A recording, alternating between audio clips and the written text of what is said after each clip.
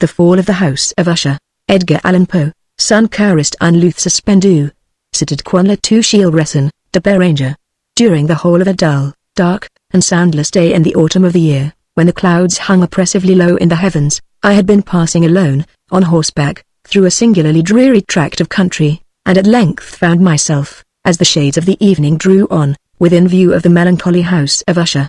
I know not how it was, but, with the first glimpse of the building, a sense of insufferable gloom pervaded my spirit. I say insufferable, for the feeling was unrelieved by any of that half-pleasurable, because poetic, sentiment, with which the mind usually receives even the sternest natural images of the desolate or terrible.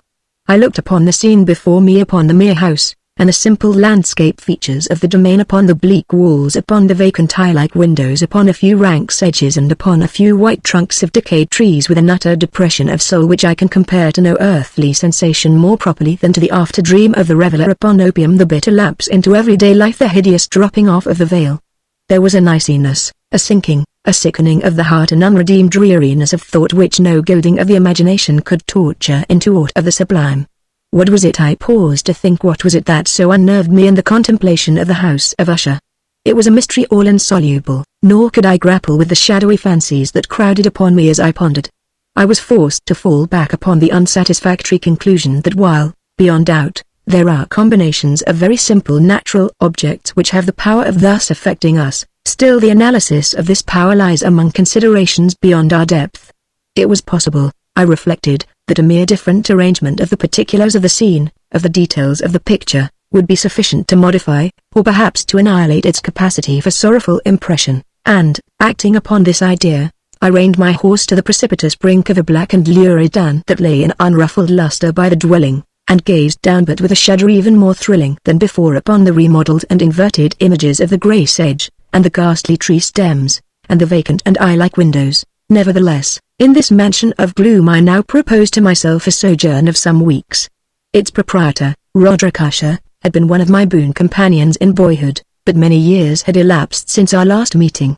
A letter, however, had lately reached me in a distant part of the country, a letter from him which, in its wildly importunate nature, had admitted of no other than a personal reply. The miss gave evidence of nervous agitation. The writer spoke of acute bodily illness, of a mental disorder which oppressed him, and of an earnest desire to see me, as his best, and indeed his only personal friend, with a view of attempting, by the cheerfulness of my society, some alleviation of his malady. It was the manner in which all this, and much more, was said, it was the apparent heart that went with his request, which allowed me no room for hesitation, and I accordingly obeyed forthwith what I still considered a very singular summons. Although, as boys, we had been even intimate associates, yet I really knew little of my friend. His reserve had been always excessive and habitual. I was aware, however, that his very ancient family had been noted, time out of mind, for a peculiar sensibility of temperament, displaying itself, through long ages, in many works of exalted art, and manifested, of late, in repeated deeds of munificent, yet unobtrusive charity, as well as in a passionate devotion to the intricacies, perhaps even more than to the orthodox and easily recognizable beauties, of musical science. I had learned, too, the very remarkable fact that the stem of the Usher race, all time honored as it was, had put forth, at no period, any enduring branch, in other words, that the entire family lay in the direct line of descent, and had always, with very trifling and very temporary variation, so lain. It was this deficiency, I considered, while running over in thought the perfect keeping of the character of the premises with the accredited character of the people, and while speculating upon the possible influence which the one, in a long lapse of centuries, might have exercised upon the other. It was this deficiency, perhaps, of collateral issue, and the consequent undeviating transmission, from sire to son, of the patrimony with the name, which had, at length, so identified the two as to merge the original title of the estate in the quaint and equivocal appellation of the House of Usher, an appellation which seemed to include, in the minds of the peasantry who used it, both the family and the family mansion. I have said that the sole effect of my somewhat childish experiment of looking down within the tarn had been to deepen the first singular impression. There can be no doubt that the consciousness of the rapid increase of my superstition, for why should I not so term it, served mainly to accelerate the increase itself. Such, I have long known, is the paradoxical law of all sentiments having terror as a basis. And it might have been for this reason only, that, when I again uplifted my eyes to the house itself, from its image in the pool, There grew in my mind a strange fancy, a fancy so ridiculous, indeed, that I but mention it to show the vivid force of the sensations which oppressed me. I had so worked upon my imagination as really to believe that about the whole mansion and domain there hung an atmosphere peculiar to themselves and their immediate vicinity, an atmosphere which had no affinity with the air of heaven, but which had reeked up from the decayed trees, and the grey wall, and the silent tan, a pestilent and mystic vapour, dull, sluggish, faintly discernible, and leaden-hued, shaking off from my spirit what must have been a dream. I scanned more narrowly the real aspect of the building. Its principal feature seemed to be that of an excessive antiquity. The discoloration of ages had been great. Minute fungi overspread the whole exterior, hanging in a fine, tangled webwork from the eaves. Yet all this was apart from any extraordinary dilapidation. No portion of the masonry had fallen, and there appeared to be a wild inconsistency between its still perfect adaptation of parts, and the grumbling condition of the individual stones. In this there was much that reminded me of the specious totality of old woodwork which has rotted for years in some neglected vault, with no disturbance from the breath of the external air. Beyond this indication of extensive decay, however, the fabric gave little token of instability. Perhaps the eye of a scrutinizing observer might have discovered a barely perceptible fissure, which, extending from the roof of the building in front, made its way down the wall in a zigzag direction, until it became lost in the sullen waters of the Don. Noticing these things, I rode over a short causeway to the house. A servant in waiting took my horse, and I entered the Gothic archway of the hall. A valet, of stealthy step, thence conducted me, in silence, through many dark and intricate passages in my progress to the studio of his master. Much that I encountered on the way contributed, I know not how, to heighten the vague sentiments of which I have already spoken. While the objects around me, while the carvings of the ceilings, the somber tapestries of the walls, the ebon blackness of the floors, and the phantasmagoric armorial trophies which rattled as I strode, were but matters to which, or to such as which, I had been accustomed from my infancy. While I hesitated not to acknowledge how familiar was all this, I still wondered to find how unfamiliar were the fancies which ordinary images were stirring up. On one of the staircases I met the physician of the family. His countenance, I thought, wore a mingled expression of low cunning and perplexity. He accosted me with trepidation and passed on. The valet now threw open a door and ushered me into the presence of his master. The room in which I found myself was very large and lofty. The windows were long, narrow, and pointed, and at so vast a distance from the black oaken floor as to be altogether inaccessible from within. Feeble gleams of encrimsoned light made their way through the trellised panes, and served to render sufficiently distinct the more prominent objects around. The eye, however, struggled in vain to reach the remoter angles of the chamber, or the recesses of the vaulted and fretted ceiling. Dark draperies hung upon the walls. The general furniture was profuse, comfortless, antique, and tattered. Many books and musical instruments lay scattered about, but failed to give any vitality to the scene. I felt that I breathed an atmosphere of sorrow. An air of stern, deep, and irredeemable gloom hung over and pervaded all. Upon my entrance, Usher arose from a sofa on which he had been lying at full length, and greeted me with a vivacious warmth which had much in it, I at first thought, of an overdone cordiality, of the constrained effort of the new man of the world. A glance, however, at his countenance convinced me of his perfect sincerity. We sat down, and for some moments, while he spoke not, I gazed upon him with a feeling half of pity, half of awe. Surely, man had never before so terribly altered, in so brief a period, as had Roderick Usher. It was with difficulty that I could bring myself to admit the identity of the one being before me with the companion of my early boyhood. Yet the character of his face had been at all times remarkable. A cadaverousness of complexion, an eye large, liquid, and luminous beyond comparison, lips somewhat thin and very pallid, but of a surpassingly beautiful curve, a nose of a delicate Hebrew model, but with a breadth of nostril unusual in similar formations, a finely molded chin, speaking, in its want of prominence, of a want of moral energy, hair of a more than web-like softness and tenuity. These features, with an inordinate expansion above the regions of the temple, made up altogether a countenance not easily to be forgotten. And now in the mere exaggeration of the prevailing character of these features, and of the expression they were wont to convey, lay so much of change that I doubted to whom I spoke. The now ghastly pallor of the skin, and the now miraculous luster of the eye, above all things startled and even awed me. The silken hair, too, had been suffered to grow all unheeded, and as, in its wild gossamer texture, it floated rather than fell about the face, I could not, even with effort, connect its arabesque expression with any idea of simple humanity. In the manner of my friend I was at once struck with an incoherence and inconsistency, and I soon found this to arise from a series of feeble and futile struggles to overcome an habitual trepidancy, an excessive nervous agitation. For something of this nature I had indeed been prepared, no less by his letter than by reminiscences of certain boyish traits, and by conclusions deduced from his peculiar physical conformation and temperament. His action was alternately vivacious and sullen. His voice varied rapidly from a tremulous indecision, when the animal spirits seemed utterly in abeyance, to that species of energetic concision, that abrupt, weighty, unhurried, and hollow-sounding enunciation, that leaden, self-balanced, and perfectly modulated guttural utterance, which may be observed in the lost drunkard, or the irreclaimable eater of opium, during the periods of his most intense excitement. It was thus that he spoke of the object of my visit, of his earnest desire to see me, and of the solace he expected me to afford him. He entered, at some length, into what he conceived to be the nature of his malady. It was, he said, a constitutional and a family evil, and one for which he despaired to find a remedy, a mere nervous affection. He immediately added, which would undoubtedly soon pass off. It displayed itself in a host of unnatural sensations. Some of these, as he detailed them, interested and bewildered me, although, perhaps, the terms and the general manner of the narration had their weight. He suffered much from a morbid acuteness of the senses. The most insipid food was alone endurable. He could wear only garments of certain texture. The odors of all flowers were oppressive. His eyes were tortured by even a faint light, and there were but peculiar sounds, and these from stringed instruments, which did not inspire him with horror. To an anomalous species of terror I found him a bounden slave. "I shall perish," said he, "I must perish in this deplorable folly. Thus, and not otherwise, shall I be lost. I dread the events of the future, not in themselves, but in their results. I shudder at the thought of any, even the most trivial, incident, which may operate upon this intolerable agitation of soul. I have, indeed, no abhorrence of danger, except in its absolute defect in terror.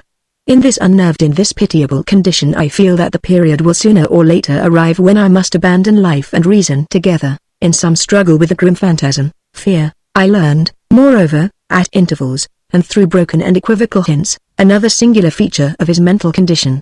He was enchained by certain superstitious impressions in regard to the dwelling which he tenanted, and whence, for many years, he had never ventured forth in regard to an influence whose supposititious force was conveyed in terms too shadowy here to be restated, an influence which some peculiarities in the mere form and substance of his family mansion, had, by dint of long sufferance, he said, obtained over his spirit, an effect which the physique of the grey walls and turrets, and of the dim dun into which they all looked down, had, at length, brought about upon the morale of his existence.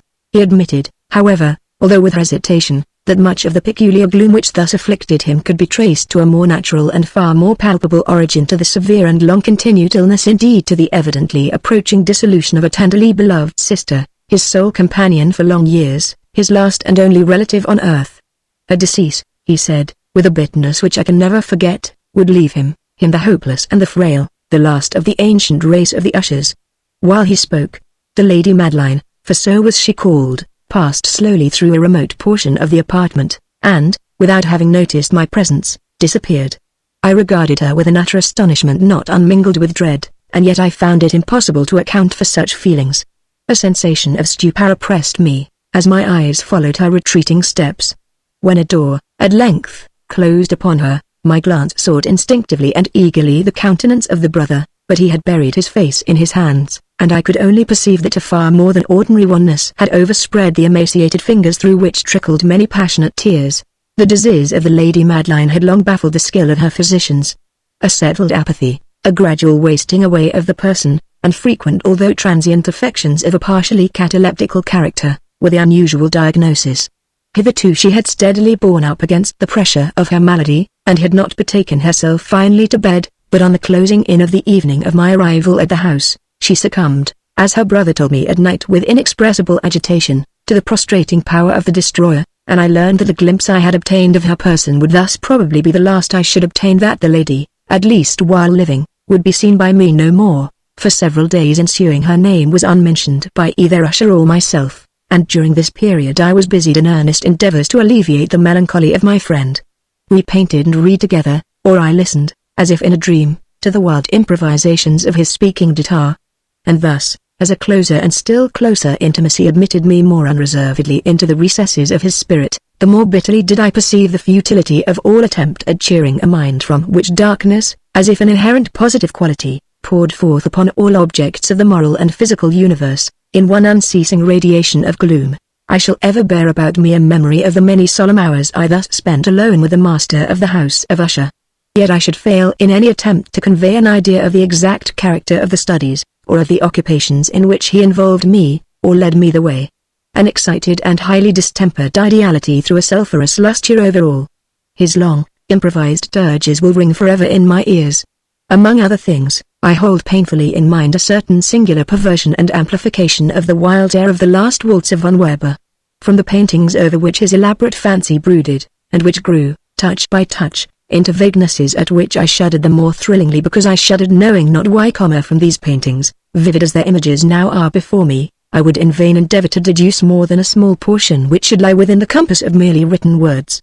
By the utter simplicity, by the nakedness of his designs, he arrested and overawed attention. If ever mortal painted an idea, that mortal was Roderick Usher. For me, at least, in the circumstances then surrounding me, there arose out of the pure abstractions which the hypochondriac contrived to throw upon his canvas, an intensity of intolerable awe, no shadow of which felt I ever yet in the contemplation of the certainly glowing yet too concrete reveries of Fuseli, one of the phantasmagoric conceptions of my friend, partaking not so rigidly of the spirit of abstraction, may be shadowed forth, although feebly, in words. A small picture presented the interior of an immensely long and rectangular vault or tunnel, with low walls, smooth, white, and without interruption or device. Certain accessory points of the design served well to convey the idea that this excavation lay at an exceeding depth below the surface of the earth. No outlet was observed in any portion of its vast extent, and no torch or other artificial source of light was discernible, yet a flood of intense rays rolled throughout, and bathed the whole in a ghastly and inappropriate splendor. I have just spoken of that morbid condition of the auditory nerve which rendered all music intolerable to the sufferer, with the exception of certain effects of stringed instruments. It was, perhaps, the narrow limits to which he thus confined himself upon the guitar, which gave birth, in great measure, to the fantastic character of his performances. But the fervid facility of his impromptus could not be so accounted for. They must have been, and were, in the notes, as well as in the words of his wild fantasias, for he not unfrequently accompanied himself with rhymed verbal improvisations, the result of that intense mental collectedness and concentration to which I have previously alluded as observable only in particular moments of the highest artificial excitement. The words of one of these rhapsodies I have easily remembered. I was, perhaps, the more forcibly impressed with it, as he gave it, because, in the under or mystic current of its meaning, I fancied that I perceived, and for the first time, a full consciousness on the part of Usher, of the tottering of his lofty reason upon her throne. The verses, which were entitled The Haunted Palace, ran very nearly, if not accurately, thus: in the greenest of our valleys, by good angels tenanted. Once a fair and stately palace, radiant palace reared its head, in the monarch thought's dominion. It stood there, never seraph spread opinion, over fabric half so fair, too, banners yellow, glorious, golden. On its roof did float and flow. All this was in the olden time long ago, and every gentle air that dallied, in that sweet day, along the ramparts bloomed and pallid. A winged odor went away, 3 wanderers in that happy valley, through 2 luminous windows saw, spirits moving musically, to a lute's well-tuned law, round about a throne, where sitting, Porphyrogene, in state his glory well befitting, the ruler of the realm was seen, 4, and all with pearl and ruby glowing, was the fair palace door, through which came flowing, and sparkling evermore, a troop of echoes whose sweet duty was but to sing, in voices of surpassing beauty, the wit and wisdom of their king, of but evil things, in robes of sorrow. Assailed the monarch's high estate, let us mourn, for never morrow shall dawn upon him, desolate. And, round about his home, the glory, that blushed and bloomed, is but a dim remembered story, of the old time entombed, and travellers now within that valley. Through the red-litten windows, see, vast forms that move fantastically, to a discordant melody, while, like a rapid ghastly river, through the pale door, a hideous throng rush out forever, and laugh but smile no more. I well remember that suggestions arising from this ballad led us into a train of thought wherein there became manifest an opinion of Usher's which I mention not so much on account of its novelty, for other men too have thought thus, as on account of the pertinacity with which he maintained it. This opinion, in its general form, was that of the sentience of all vegetable things. But, in his disordered fancy, the idea had assumed a more daring character, and trespassed, under certain conditions, upon the kingdom of inorganization. I lack words to express the full extent or the earnest abandon of his persuasion. The belief, however, was connected, as I have previously hinted, with the grey stones of the home of his forefathers. The conditions of the sentience had been here, he imagined, fulfilled in the method of collocation of these stones in the order of their arrangement, as well as in that of the many fungi which overspread them, and of the decayed trees which stood around above all, in a long undisturbed endurance of this arrangement, and in its reduplication in the still waters of the Dan. Its evidence, the evidence of the sentience was to be seen, he said, and I here started as he spoke, in the gradual yet certain condensation of an atmosphere of their own about the waters and the walls. The result was discoverable, he added, in that silent, yet importunate and terrible influence which for centuries had moulded the destinies of his family, and which made him what I now saw him what he was. Such opinions need no comment, and I will make none. Our books, the books which, for years, had formed no small portion of the mental existence of the invalid were, as might be supposed, in strict keeping with this character of phantasm. We pore together over such works as the Ververtech Artres of Gresset, the Belphegor of Machiavelli, the Heaven and Hell of Swedenborg, the Subterranean Voyage of Nicholas Klim by Holberg, the Chiromancy of Robert Flood, of Jean d'Indigine, and of de la Chamber, the Journey into the Blue Distance of Tyche, and the City of the Sun of Campanella. One favorite volume was a small octavo edition of the Directorium Inquisitorium, by the Dominican Neomroc de Siren, and there were passages in Pomponius Mela, about the old African satyrs and Egyptians, over which Usher would sit dreaming for hours. His chief delight, however, was found in the perusal of an exceedingly rare and curious book in quarto Gothic, the Manual of a Forgotten Church, the Vigili Mortuorum Secundum Coram Ecclesiae Maguntine. I could not help thinking of the wild ritual of this work, and of its probable influence upon the hypochondriac, when, one evening, having informed me abruptly that the Lady Madeline was no more, he stated his intention of preserving her corpse for a fortnight, previously to its final interment, in one of the numerous vaults within the main walls of the building. The worldly reason, however, assigned for this singular proceeding, was one which I did not feel at liberty to dispute. The brother had been led to his resolution, so he told me, by consideration of the unusual character of the malady of the deceased, of certain obtrusive and eager inquiries on the part of her medical men, and of the remote and exposed situation of the burial ground of the family. I will not deny that when I called to mind the sinister countenance of the person whom I met upon the staircase, on the day of my arrival at the house, I had no desire to oppose what I regarded as at best but a harmless, and by no means an unnatural precaution. At the request of Usher, I personally aided him in the arrangements for the temporary entombment. The body having been in kind, we two alone bore it to its rest. The vault in which we placed it, and which had been so long unopened that our torches, half smothered in its oppressive atmosphere, gave us little opportunity for investigation, was small, damp, and entirely without means of admission for light, lying, at great depth, immediately beneath that portion of the building in which was my own sleeping apartment. It had been used, apparently, in remote feudal times, for the worst purposes of a donjon keep, and in later days, as a place of deposit for powder, or some other highly combustible substance, as a portion of its floor, and the whole interior of a long archway through which we reached it, were carefully sheathed with copper. The door, of massive iron, had been also similarly protected. Its immense weight caused an unusually sharp grating sound, as it moved upon its hinges.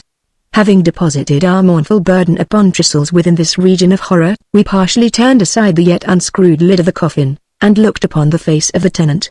A striking similitude between the brother and sister now first arrested my attention, and Usher, divining, perhaps, my thoughts, murmured out some few words from which I learned that the deceased and himself had been twins, and that sympathies of a scarcely intelligible nature had always existed between them. Our glances, however, rested not long upon the dead, for we could not regard her unawed.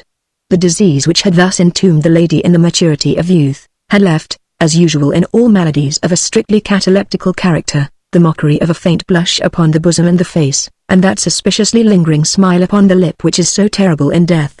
We replaced and screwed down the lid, and having secured the door of iron, made our way, with toil, into the scarcely less gloomy apartments of the upper portion of the house. And now, some days of bitter grief having elapsed, an observable change came over the features of the mental disorder of my friend. His ordinary manner had vanished. His ordinary occupations were neglected or forgotten. He roamed from chamber to chamber with hurried, unequal, and objectless step. The pallor of his countenance had assumed, if possible, a more ghastly hue, but the luminousness of his eye had utterly gone out. The once occasional huskiness of his tone was heard no more, and a tremulous quaver, as if of extreme terror, habitually characterized his utterance. There were times, indeed, when I thought his unceasingly agitated mind was laboring with some oppressive secret, to divulge which he struggled for the necessary courage. At times, again, I was obliged to resolve all into the mere inexplicable vagaries of madness, for I beheld him gazing upon vacancy for long hours, in an attitude of the profoundest attention, as if listening to some imaginary sound. It was no wonder that his condition terrified, that it infected me. I felt creeping upon me, by slow yet certain degrees, the wild influence of his own fantastic yet impressive superstitions. It was, especially, upon retiring to bed late in the night of the 7th or 8th day after the placing of the Lady Madeline within the donjon, that I experienced the full power of such feelings. Sleep came not near my couch, while the hours waned and waned away. I struggled to reason off the nervousness which had dominion over me. I endeavored to believe that much, if not all of what I felt, was due to the bewildering influence of the gloomy furniture of the room, of the dark and tattered draperies, which, tortured into motion by the breath of a rising tempest, swayed fitfully to and fro upon the walls, and rustled uneasily about the decorations of the bed. But my efforts were fruitless. An irrepressible tremor gradually pervaded my frame, and, at length, there sat upon my very heart an incubus of utterly causeless alarm. Shaking this off with a gasp and a struggle, I uplifted myself upon the pillows, and peering earnestly within the intense darkness of the chamber, hearkened I know not why, except that an instinctive spirit prompted me to certain low and indefinite sounds which came, through the pauses of the storm, at long intervals, I knew not whence. Overpowered by an intense sentiment of horror, unaccountable yet unendurable, I threw on my clothes with haste, for I felt that I should sleep no more during the night, and endeavored to arouse myself from the pitiable condition into which I had fallen, by pacing rapidly to and fro through the apartment. I had taken but few turns in this manner, when a light step on an adjoining staircase arrested my attention. I presently recognized it as that of Usher. In an instant afterward he rapped, with a gentle touch, at my door, and entered, bearing a lamp. His countenance was, as usual, cadaverously wan, but, moreover, there was a species of mad hilarity in his eyes and evidently restrained hysteria in his whole demeanor. His air appalled me, but anything was preferable to the solitude which I had so long endured, and I even welcomed his presence as a relief. "And you have not seen it?" he said abruptly, after having stared about him for some moments in silence. "You have not then seen it? But stay. You shall." Thus speaking, and having carefully shaded his lamp, he hurried to one of the casements, and threw it freely open to the storm. The impetuous fury of the entering gust nearly lifted us from our feet. It was, indeed, a tempestuous yet sternly beautiful night, and one wildly singular in its terror and its beauty. A whirlwind had apparently collected its force in our vicinity, for there were frequent and violent alterations in the direction of the wind, and the exceeding density of the clouds, which hung so low as to press upon the turrets of the house, did not prevent our perceiving the lifelike velocity with which they flew careering from all points against each other, without passing away into the distance. I say that even their exceeding density did not prevent our perceiving this, yet we had no glimpse of the moon or stars, nor was there any flashing forth of the lightning. But the undersurfaces of the huge masses of agitated vapor, as well as all terrestrial objects immediately around us, were glowing in the unnatural light of a faintly luminous and distinctly visible gaseous exhalation which hung about and enshrouded the mansion. "You shall not behold this," said I, shudderingly, to Usher, as I led him, with a gentle violence, from the window to a seat. "These appearances, which bewilder you, are merely electrical phenomena not uncommon, or it may be that they have their ghastly origin in the rank miasma of the Dan. Let us close this casement. The air is chilling and dangerous to your frame. Here is one of your favorite romances. I will read and you shall listen, and so we will pass away this terrible night together." The antique volume which I had taken up was the Mad Tryst of Sir Launcelot Canning, but I had called it a favorite of Usher's more in sad jest than in earnest, for, in truth, there is little in its uncouth and unimaginative prolixity which could have had interest for the lofty and spiritual ideality of my friend. It was, however, the only book immediately at hand, and I indulged a vague hope that the excitement which now agitated the hypochondriac might find relief, for the history of mental disorder is full of similar anomalies, even in the extremeness of the folly which I should read. Could I have judged, indeed, by the wild, overstrained air of vivacity with which he hearkened, or apparently hearkened, to the words of the tale, I might well have congratulated myself upon the success of my design. I had arrived at that well-known portion of the story where Edgar, the hero of the tryst, having sought in vain for peaceable admission into the dwelling of the hermit, proceeds to make good an entrance by force.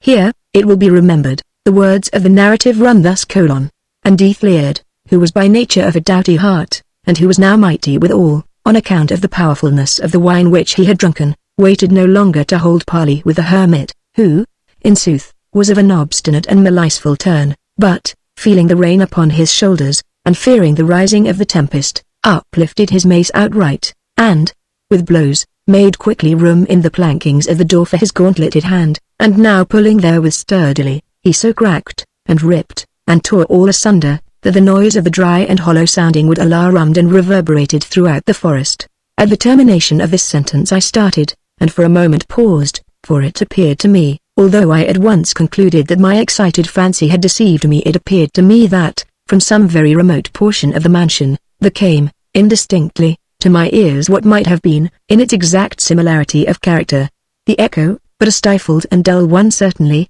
of the very cracking and ripping sound which Sir Launcelot had so particularly described. It was, beyond doubt, the coincidence alone which had arrested my attention, for, amid the rattling of the sashes of the casements, and the ordinary commingled noises of the still increasing storm, the sound, in itself, had nothing, surely, which should have interested or disturbed me. I continued the story: But the good champion Edgar, now entering within the door, was sore enraged and amazed to perceive no signal of the maliceful hermit, but, in the stead thereof, a dragon of a scaly and prodigious demeanour, and of a fiery tongue, which sate in guard before a palace of gold, with a floor of silver, and upon the wall there hung a shield of shining brass with this legend enwritten: Who entereth herein, a conqueror hath been. Who slayeth the dragon, the shield he shall win. And Edgar uplifted his mace, and struck upon the head of the dragon, which fell before him, and gave up his besty breath, with a shriek so horrid and harsh, and withal so piercing, that Edgar had feigned to close his ears with his hands against the dreadful noise of it, the like whereof was never before heard. Here again I paused abruptly, and now with a feeling of wild amazement, for there could be no doubt whatever that, in this instance, I did actually hear, although from what direction it proceeded I found it impossible to say, a low and apparently distant, but harsh, protracted, and most unusual screaming or grating sound, the exact counterpart of what my fancy had already conjured up for the dragon's unnatural shriek as described by the romancer. Oppressed, as I certainly was, upon the occurrence of this second and most extraordinary coincidence, by 1,000 conflicting sensations, in which wonder and extreme terror were predominant, I still retained sufficient presence of mind to avoid exciting, by any observation, the sensitive nervousness of my companion. I was by no means certain that he had noticed the sounds in question, although, assuredly, a strange alteration had, during the last few minutes, taken place in his demeanour. From a position fronting my own, he had gradually brought round his chair, so as to sit with his face to the door of the chamber, and thus I could but partially perceive his features, although I saw that his lips trembled as if he were murmuring inaudibly. His head had dropped upon his breast, yet I knew that he was not asleep, from the wide and rigid opening of the eye as I caught a glance of it in profile. The motion of his body, too, was at variance with this idea, for he rocked from side to side with a gentle yet constant and uniform sway. Having rapidly taken notice of all this, I resumed the narrative of Sir Launcelot, which thus proceeded: And now the champion, having escaped from the terrible fury of the dragon, bethinking himself of the brazen shield, and of the breaking up of the enchantment which was upon it, removed the carcass from out of the way before him, and approached valorously over the silver pavement of the castle to where the shield was upon the wall, which in sooth tarried not for his full coming, but fell down at his feet upon the silver floor, with a mighty great and terrible ringing sound. No sooner had these syllables passed my lips, than as if a shield of brass had indeed, at the moment, fallen heavily upon a floor of silver, I became aware of a distinct, hollow, metallic and clangorous, yet apparently muffled reverberation. Completely unnerved, I leapt to my feet, but the measured rocking movement of Usher was undisturbed. I rushed to the chair in which he sat. His eyes were bent fixedly before him, and throughout his whole countenance there reigned a stony rigidity. But, As I placed my hand upon his shoulder, there came a strong shudder over his whole person, a sickly smile quivered about his lips, and I saw that he spoke in a low, hurried, and gibbering murmur, as if unconscious of my presence. Bending closely over him, I at length drank in the hideous import of his words. Not hear it? Yes, I hear it, and have heard it. Long many minutes, many hours, many days, have I heard it, yet I dared not. Oh, pity me, miserable wretch that I am! I dared not speak. We have put her living in the tomb. Said I not that my senses were acute? I now tell you that I heard her first feeble movements in the hollow coffin. I heard them many days ago, yet I dared not speak. And now tonight teeth cleared ha! The breaking of the hermit's door, and the death cry of the dragon, and the clangor of the shield say, rather, the rending of her coffin, and the grating of the iron hinges of her prison, and her struggles within the coppered archway of the vault. Oh, whither shall I fly? Will she not be here anon? Is she not hurrying to upbraid me for my haste? Have I not heard her footstep on the stair? Do I not distinguish that heavy and horrible beating of her heart? Madman! Here he sprang furiously to his feet, and shrieked out his syllables, as if in the effort he were giving up his soul. Madman! I tell you that she now stands without the door, as if in the superhuman energy of his utterance there had been found the potency of a spell. Their huge antique panels to which the speaker pointed threw slowly back, upon the instant, their ponderous and ebony jaws. It was the work of the rushing gust, but then without those doors there did stand the lofty and enshrouded figure of the Lady Madeline of Usher. There was blood upon her white robes, and the evidence of some bitter struggle upon every portion of her emaciated frame. For a moment she remained trembling and reeling to and fro upon the threshold, then, with a low, moaning cry, fell heavily inward upon the person of her brother, and in her violent and now final death agonies, bore him to the floor a corpse, and a victim to the terrors he had anticipated. From that chamber, and from that mansion, I fled aghast.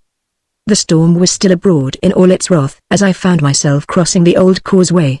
Suddenly there shot along the path a wild light, and I turned to see whence a gleam so unusual could have issued, for the vast house and its shadows were alone behind me. The radiance was that of the full, setting, and blood-red moon, which now shone vividly through that once barely discernible fissure, of which I have before spoken as extending from the roof of the building, in a zigzag direction, to the base. While I gazed, this fissure rapidly widened. There came a fierce breath of the whirlwind. The entire orb of the satellite burst at once upon my sight. My brain reeled as I saw the mighty walls rushing asunder. There was a long tumultuous shouting sound like the voice of 1,000 waters, and the deep and dank tarn at my feet closed sullenly and silently over the fragments of the house of Usher.